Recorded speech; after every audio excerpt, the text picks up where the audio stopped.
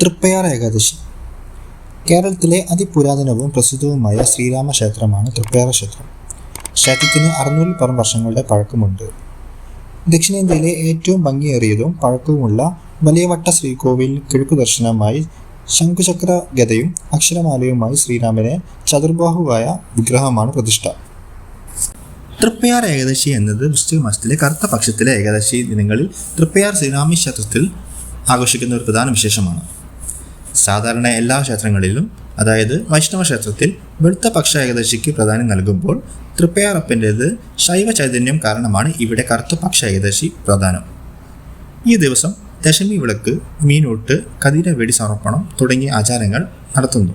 കൂടാതെ ഏകാദശി ദിനത്തിൽ ദ്വാദശി സമർപ്പണവും പാരായണവും നടത്തുന്നു. ഈ വർഷം തൃപ്പയാർ ഏകാദശി വരുന്നത് വൃശ്ചിക മാസത്തിലെ കറുത്ത പക്ഷ ഏകാദശി, അതായത് ഡിസംബർ 15-നാണ് വരുന്നത്.